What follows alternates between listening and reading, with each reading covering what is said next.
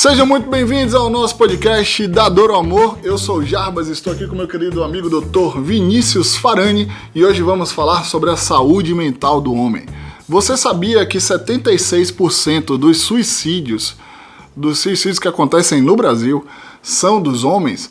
Você sabia que o homem ele tem mais êxito na questão do suicídio do que as mulheres? Apesar das mulheres tentarem mais, o homem consegue mais. 80% dos moradores de rua são homens. 90% dos acidentes de trabalho envolvem os homens. E o que é que tem a ver todos esses dados estatísticos com a saúde mental do homem? Eu já jogo a bola aqui para meu querido amigo Dr. Vinícius Farani. E aí, Vini, o que é que você acha dessa questão da saúde mental do homem? A primeira coisa que a gente precisa entender é que justamente esses dados eles corroboram justamente com a ideia de que o homem ele bate recorde de tudo que seja problemático. Então nós batemos o recorde de uso abusivo da violência, uso abusivo de álcool e outras drogas, acidente de trânsito, violências domésticas. As prisões elas são entupidas principalmente de homens. Então, apesar de termos aquela ideia de que o homem tem poder, de que o homem pode tudo, aquela ideia bem do discurso do homem patriarcal, o que a gente precisa entender é que esse homem ele paga um preço alto. E o preço, inclusive, o nosso foco aqui hoje vai ser falar da saúde mental, vai ser justamente a gente compreender que esse preço ele está gerando muito desgaste. O homem contemporâneo que já busca a mudança, ele já entendeu que seguir esse caminho, que é o caminho que a gente está trilhando aqui, o caminho que a gente está falando, não é muito saudável, né? Exatamente. O homem ele vai pela dor, né? Uma coisa importante que eu estava observando em uma das nossas conversas, e você me chamou a atenção para isso, eu também já havia observado, mas você trouxe de forma brilhante, foi que o homem é trazido para o processo terapêutico geralmente pela mulher. Geralmente pela mãe, pela namorada, pela esposa, em diferentes momentos da vida esse cara vai sendo trazido. Mas hoje já existe um processo diferente. E aí eu jogo para você, questionando na sua prática clínica, como é que você percebe esse homem no setting terapêutico? Qual é o processo dele em relação ao contato com a dor, né? Eu percebo também que muitos homens me procuram, não sei se isso também acontece, pelo fato de eu ser homem, né? Uhum. Não, eu quero falar para um psicólogo homem, né? Tem toda uma questão machista envolvendo isso, claro, né? Pelo fato de não vou falar para uma mulher para não me sentir vulnerável na frente de uma mulher, né? Então eu vou falar para um homem vai saber me acolher, vai entender ali e tal, e busca o psicólogo homem como essa referência.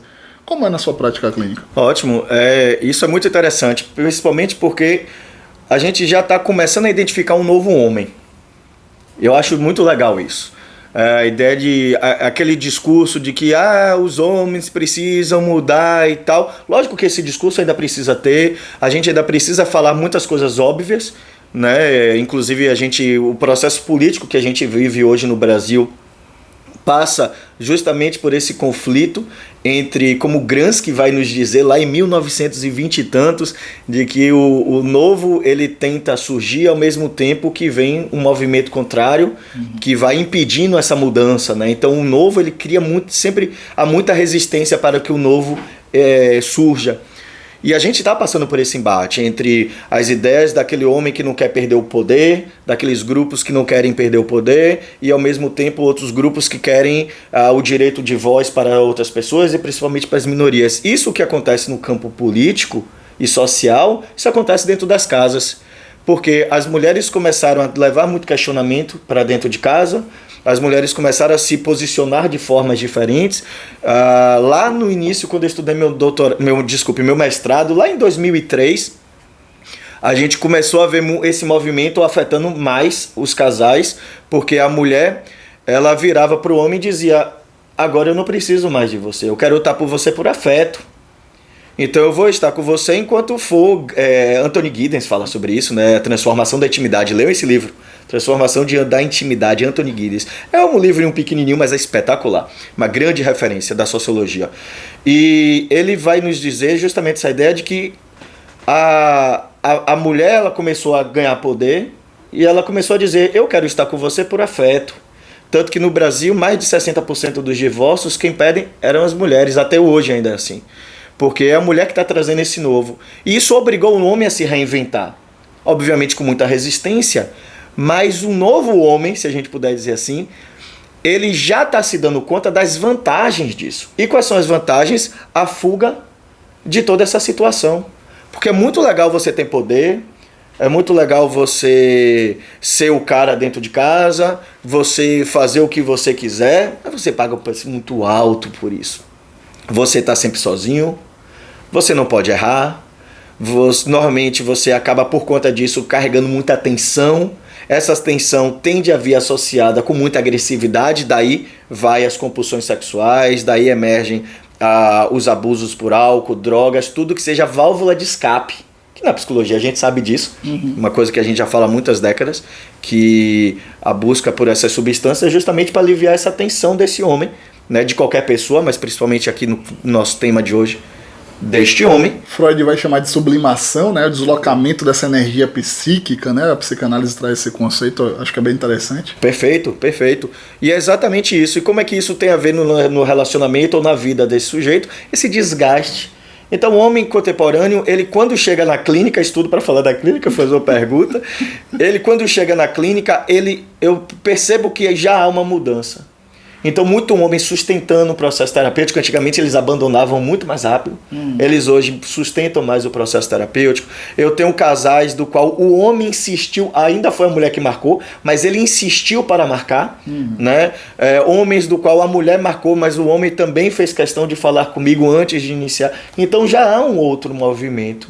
E eu acredito que esse movimento está baseado no fato de que os homens estão vendo de que pagavam um preço muito alto por tudo aquilo. Concorda ou não? Concordo demais. E vale a pena pontuar essa sua fala, né? Até sendo repetitivo, porque esse processo ele se dá na dor, né? Acho que essa é a questão. O homem ele vai pela dor. A mulher, enquanto tem um processo de elaboração de angústia muito mais refinado, as mulheres aprendem a lidar com as emoções de forma muito mais tranquila, pelo lugar do cuidado, pela maternidade, por vários fatores sociais e culturais. Isso, pelos treinos, né? Desculpe, mas pelos treinos, né? Desde muito cedo, a mulher... Tem uma coisa interessante que eu percebi olhando as mulheres, porque no olhar do homem a gente não observa às vezes o óbvio. E a mulher, desde muito pequena, os homens na nossa geração eram treinados para serem os lobos, né? Sim. E as mulheres as ovelhas. Então, enquanto o homem estava achando que ele estava botando ali para alinhar, como se dizia, a mulher ela recebia uma quantidade de informações e de muitos homens e de que ela tinha que dar conta de como é que ela vai se comportar, de como é que ela vai olhar, de como ela vai se mexer, qual é a roupa. Então ela tinha muitas preocupações que o homem não tinha. Então elas vão aprendendo desde muito cedo através dessa questão cultural, ou aprendiam, hoje já começa a mudar um pouco mais, elas aprendiam a lidar com esse componente, a esconder mais, lidar de outras formas, vir por outros caminhos. A ironia, né, por exemplo, é um refinamento emocional que aparece nas mulheres muito mais cedo do que nos homens. Outro dia eu vi uma situação onde Laura parecia que estava sendo irônica. Eu disse, gente, que é isso, menino? Você tem 2 anos. E aí eu percebi aquilo e Larissa disse, eu acho que ela está sendo irônica mesmo. Ela está brincando aqui com você, com as palavras, né? Claro que ela está aprendendo, isso aqui é só uma hipótese. Mas a mulher nesse lugar de cuidado, uma vez mesmo, teve uma situação na escola, né? E aí eu tinha que falar com meu pai, né? Eu já tinha falado com minha mãe era um lugar mais de acolhimento ali daquela situação, por óbvio, né? Primeiro a gente larga a bomba com a mãe e depois aquela coisa do pai, né? E aí, mãe, eu vou falar com meu pai. Ela falou, não fale com seu pai, que não é um bom momento. E eu vi ele sentado na televisão, como um dia qualquer. Disse, mas ele tá de boa lá. Ela fez, não, ele não tá bem. Ele nem tá vendo o que tá passando na televisão. E aí eu me questionei, disse, como assim ele não tá vendo? A televisão tá ligada, tá na frente dele, ele tá em outro lugar ali. E ali eu comecei a perceber que o homem, esse mecanismo de fuga, né? Liga a televisão para fugir da realidade. Tem até um filme, né, que chama O Menino que Descobriu o Vento, né? Muito interessante, que o menino era um inventor, vai o spoiler aí, viu? Então segure. E chega um dado momento que esse cara, ele é questionado por um dos senhores da vila perguntando do rádio dele. Você já consertou meu rádio? E aí ele falou, não, ele, pelo amor de Deus, conserte logo, porque eu não aguento mais ter que conversar todas as noites com minha mulher. Então o homem tem esses mecanismos de fuga. A televisão, o rádio, hoje o celular, as telas, né? O homem não vai elaborando as suas emoções, e isso vai fazendo com que ele entre em um processo de vácuo existencial muito grande, porque quando você não elabora, quando você não fala o que você está sentindo, você vai para o campo da especulação. E aí, qual é o processo de adoecimento, voltando para o nosso tema, né, do homem? Primeiro é o estresse, pela carga mental que ele tem. O homem tem um fluxo de pensamento muito grande. Depois ele vai para a ansiedade, porque depois da ansiedade ele vai para o campo das especulações, e se. E depois ele vai para um processo depressivo. De eu fui, eu era. Então ele se perde nessa linha-tempo, né? Do que acontece com ele, ele estressa. Depois ele vai para a ansiedade e aí ele vai para o futuro. O futuro é incerto. Depois ele volta para o passado, que é um lugar de referência, eu era, eu fui, eu isso, eu aquilo. E aí ele se perde e adoece psicologicamente. E a gente pode observar de tantas formas isso. Eu gosto de trabalhar muito o corpo no consultório. Isso vai para o corpo, então você vê a forma do andar, você vê aquele andar sempre muito mais rígido, né? Então movimenta muito pouco os ombros, movimenta muito pouco os quadris, né? Porque justamente tem a rigidez da mente, ela se espalha desde Reich, ele já trazia isso. Outro livro que, por favor, recomendo que leiam. Leio não só o livro, né, na verdade, o autor. Vários livros maravilhosos. É o precursor do que depois Alexander Lowen vai transformar em bioenergética. Né? Então, William Reich, ele traz muito essa questão das couraças, né, de como as nossas neuroses elas vão para o corpo. E aí você começa a ter um sujeito mais rígido, que se locomove muito pouco. Isso vai no medo de errar, e o medo de errar começa a ter uma característica muito típica da nossa cultura, que os homens usam todas as mesmas roupas, né? Então são as mesmas camisas, as mesmas bermudas, os mesmos estilos, porque o homem ele é ensinado a seguir o fluxo. Qualquer coisa que seja diferente, isso vai incomodar. Aí o homem começa a questionar uns aos outros, né? Se você bota uma roupa diferente, aí começa as piadinhas, começa as brincadeiras e tal. Ou seja, o que é que nós estamos falando? O homem é negado a ter acesso à subjetividade, ou pelo menos era, né? O que a gente está falando aqui nesse momento, que o homem é negado à subjetividade. Os homens são todos iguais. Por que são todos iguais? Não tem homem igual. É impossível os seres humanos serem iguais. Mas o que era igual era a fachada. Para todo mundo ser igual, todo mundo tem que esconder quem verdadeiramente é.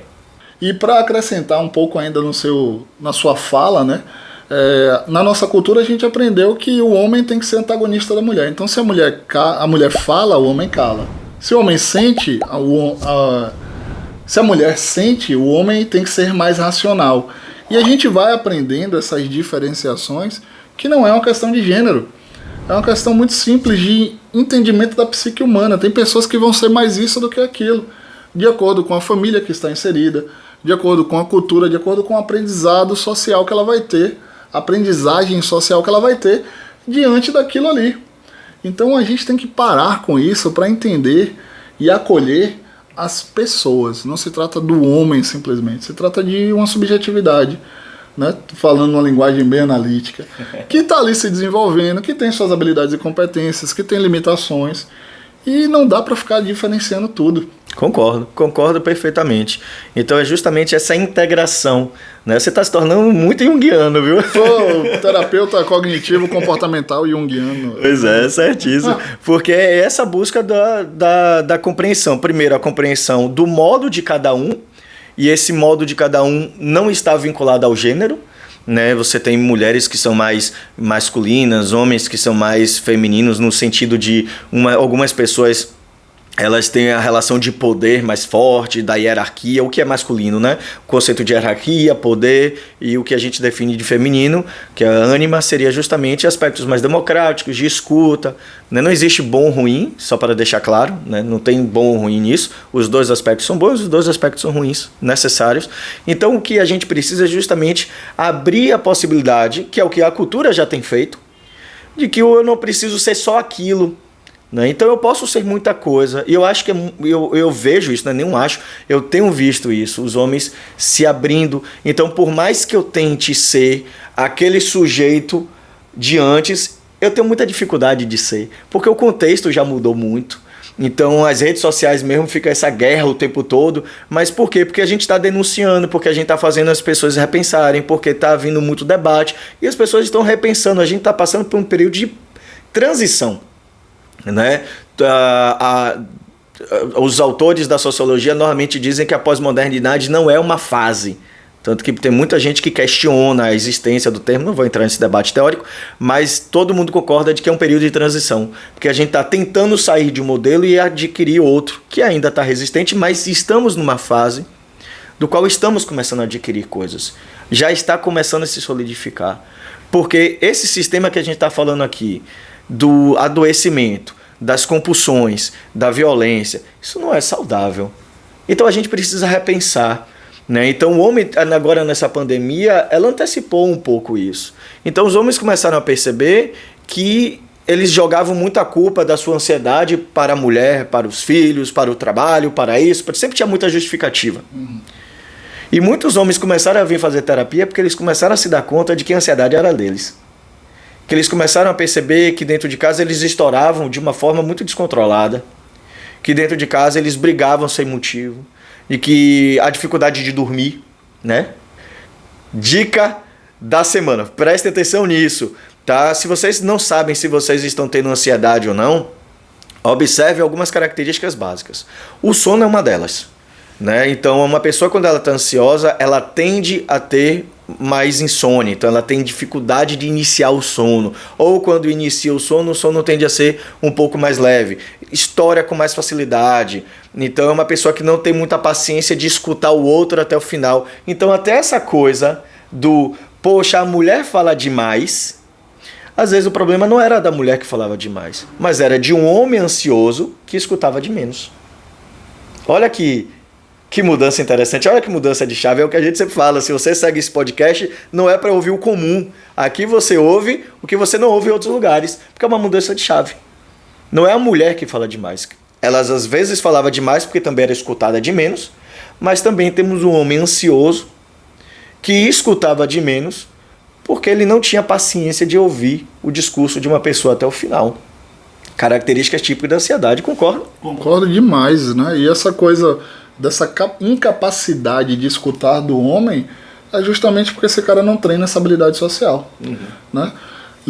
Peça para sua esposa hoje, é porque nós somos psicólogos, somos amigos, e outro dia eu falei com o Vini, pô, velho, tô angustiado, ele, na hora, qual foi, velho? A gente conversou, não lembra dessa história? Claro, lógico. E foi massa ali, você me pontuou coisa, a gente teve uma troca. Lembra porque você já me salvou muitas vezes também. Não, e a gente troca, a gente consegue fazer isso, mas o comum, entre aspas, né? É o seguinte, um homem liga pro outro e fala assim, pô, velho, eu tô com um problema na minha relação, no meu trabalho, ou qualquer âmbito da vida dele. Esse homem, ele vai ser arrancado do problema dele e vai ser jogado nos vícios que você falou lá no começo. Ele vai ser jogado na prostituição, vai pra uma casa dessas aí, né, onde mulheres exercem atividade sexual remunerada, né, pra não dizer o termo técnico. Ou o cara vai para um bar. E lá ele entra num processo de beba para esquecer. Ou beba para se queixar. Ou beba para se queixar, que entra num processo de catarse. Só que ele não está consciente. O álcool ele vai diluir ali o processo elaborativo desse cara. E ele vai beber, vai falar, e no final ele não falou nada, não elaborou nada, foi para casa, não resolveu o problema dele e se vê de novo no silêncio dele. E inclusive às vezes volta para casa mais angustiado. Sim. Porque quando você só fala e não vê uma luz, você só vai despertando aquele demônio interno, né? E ele vai crescendo e você faz o que com isso? Que é a diferença, por isso que o bar não é terapêutico. Né? O bar é um lugar de desabafo, de encontro de amigos e de qualquer outra coisa, mas por que não é terapêutico? Porque não tem... O processo terapêutico é o ressignificar. Isso. Esse homem não ressignifica. E muitas vezes numa conversa dos homens, né? Isso é muito comum, não vou falar de gênero, né? Mas é normal se medir o outro a partir de nós mesmos, né? A gente mede o mundo a partir de nós mesmos. Então, qual a diferença entre uma pessoa que você conversa, um amigo, uma mãe, que sim, vai ter alguma capacidade elaborativa ali, sim, e de um psicólogo? É que o psicólogo não vai ficar dando pitaquinho, né? O psicólogo vai fazer questionamentos, onde você, a partir daquilo, vão elaborar estratégias para lhe livrar de alguma coisa, já fazendo aqui um bom jabá sobre o que é psicoterapia, né? Então façam psicoterapia, né? Com psicólogo, tá, gente? Por favor. Vale ressaltar, não é qualquer coisa que é psicólogo, não. né? Não vou entrar nesse mérito também. O que Jarbas está querendo falar, inclusive, não é trazendo o aspecto de que a saúde mental ela precisa ser bem cuidada. Tá? Não é um curso de fim de semana que vai dar capacidade para uma pessoa conseguir compreender a profundidade de toda essa conversa que estamos trazendo aqui, de análises socioeconômicas, políticas e culturais, social, e de inconsciente, e de processos neuróticos, e de saúde mental, e de tantas outras coisas que a gente... E comportamental, né? Cognitivo comportamental. Então... precisa de um pouco de estudo para entender a profundidade de tudo isso. Saúde mental é com um profissional de saúde mental, psicólogo, psiquiatra, e é isso aí. Vamos lá. Então, voltando ao ponto, essa capacidade elaborativa se perde. E aí o cara se encontra nos meios dele. Gostaria até de citar um caso clínico aqui, né, de muitos anos, que um paciente vem para o processo terapêutico diante de um surto psicótico, num primeiro momento, depois... esse surto psicótico é devidamente cuidado e se descobre um processo depressivo ali já de muitos anos, né, que vinha sido arrastado e já vem num caso ali já de um psicodiagnóstico onde é feito uma depressão profunda, né, o 3º grau da depressão, tem leve, moderada e profunda. E aí esse cara vai, psicólogo, psiquiatra, tudo certo e tal, tratamento longo, né? E no processo de alta dele, ele traz uma fala que me chama muita atenção. Jarbas preferia ter tido um câncer do que ter tido depressão. E aí aquilo foi pesado escutar, né? E eu questionei por que você está falando isso. Porque um câncer a pessoa vê o processo, né? Quimioterapia, o cabelo cai, né? Todo mundo tem compaixão de você, da sua dor, daquele momento, né? Mas um processo depressivo nem todo mundo entende, acha que é frescura, acha que é fraqueza, acha que é falta disso, falta daquilo, que tem que levantar da cama. E às vezes eu não conseguia nem levantar para fazer uma refeição. Eu não conseguia nem levantar para tomar um banho. E se eu estivesse fazendo quimioterapia, estivesse enjoado e não quisesse comer, as pessoas iam respeitar. Se eu estivesse num dia que eu passei ali, estivesse com dor, as pessoas iam respeitar o meu não querer tomar banho. Mas ninguém respeita uma pessoa que está sofrendo por alguma questão emocional. E isso foi muito pesado escutar e trago essa reflexão para vocês. Respeitem as pessoas que estão sofrendo. A saúde mental do homem, ela é tão delicada quanto a saúde mental de qualquer pessoa, né? Tem uma frase... Não dá para se banalizar. Né? Isso. Não dá para chegar, nós temos nervos e não sei o que, precisaríamos ser de aço, uma frase de Freud, eu não me lembro bem ipsilitri como é. Mas é como se tivéssemos que ser fortes o tempo todo, né? Fica a dica de livro, a gente já deu 2 livros aí, eu vou dar mais um aqui. O Cavaleiro Preso na Armadura. Ganhei de presente de um belíssimo amigo. Livrão aí para vocês entenderem muitas questões sobre esse mundo dos homens e a angústia de uma pessoa presa em um lugar que ele mesmo se colocou, né? Não vou dar spoiler do livro, não. Bom livro, viu? Tem um bom amigo para te dar de presente, ou então se dê de presente, mas realmente de presente, porque eu não estou aceitando novos amigos. Né? A conta já alcançou. Já está tudo certo. A minha vaga está garantida. Poucos e bons. Mas é isso, acolham esse cara, né? Entendam esse cara. Entendam que às vezes a irritação desse homem ela vem disfarçada de um processo depressivo, de um processo ansioso. E às vezes as pessoas ficam lendo o homem só como agressivo, como brutal, como tóxico, visceral, né? Tóxico, tá muito na moda isso, todo mundo é tóxico, homem isso e tal. Tem muito homem sim que é tóxico, tem muito homem que vai reproduzindo a violência que ele recebeu a vida toda. Eu não tô passando pano aqui de forma alguma para o processo violento desses caras. Se é violento, se agredir uma mulher, cana, cadeia nesse cara mesmo, tem muito o que fazer não. Né? Mas existe esse cara ele vai dando sinais antes, porque ele está sofrendo, né? Então vamos observar esses sinais. Porque até quando a gente observa a sua fala, esse homem que ele é violento, muitas vezes ele é um homem que também teve uma formação violenta. E mais um ponto importante para falar sobre a saúde mental. A educação do homem é uma educação violenta. Eu sempre falo sobre isso. O bullying é uma estratégia de desenvolvimento do masculino. né? Então o homem ele se vangloria, né? Hoje em dia menos, né? A educação sobre o homem já mudou muito, né? Então você vê um novo jovem, né? O novo homem ele já vem com uma outra, tende, né? Isso vai depender muito do contexto familiar, do contexto cultural, mas você já começa a ver um novo homem emergindo, né? Porque o processo de educação infantil desse homem já é diferente. Então nós ainda fomos de uma geração do qual homem que é homem não pode voltar para casa apanhado, porque senão apanha. Ou seja, estamos ensinando violência, estamos ensinando reaja com violência, estamos ensinando de que você tem que estar sempre no topo, sempre ser o maioral, senão você é o excluído. Então, para você não ser excluído, você tem que ser violento. E isso gerou uma onda de homens que estão aí passando por todo esse problema de saúde mental, porque estão todos adoecidos, porque isso não é saudável para ninguém. Já não é saudável para um sujeito que é policial ou que está no exército, mas ainda assim é uma função social que ele escolheu. Pior ainda para uma criança que nem escolheu passar por um treinamento militar dentro da sua própria casa. Né? Então isso vai gerando esse sentimento de abandono, dessa criança ferida, dessa criança abandonada dentro desse homem, e que ela vai ser sempre uma criança magoada. E na mágoa a gente reage, na mágoa a gente se torna tóxico, porque na mágoa a gente vai se tornar violento, a gente vai rebater.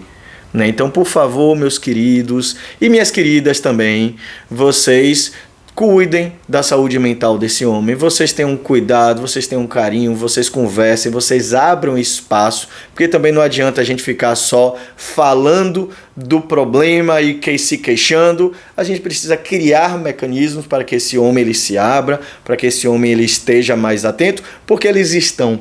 É isso que a gente está trazendo, já essa atualização, porque eles já estão com outro ouvido, eles já têm outro nível de conhecimento sobre as questões psíquicas. Então nós estamos aqui para reforçar esse cuidado. Seja você, independente do seu gênero, independente de sua orientação sexual, independente de qualquer coisa, se cuide.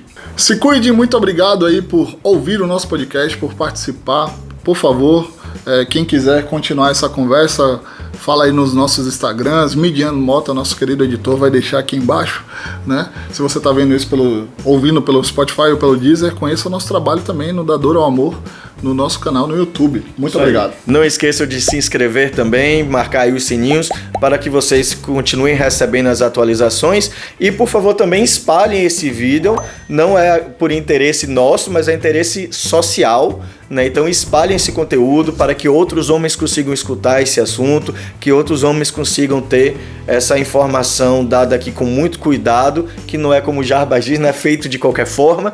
Então, por favor, espalhem para que a gente construa essa rede de solidariedade, de apoio e de cuidado. É isso aí. Muito obrigado e até a próxima.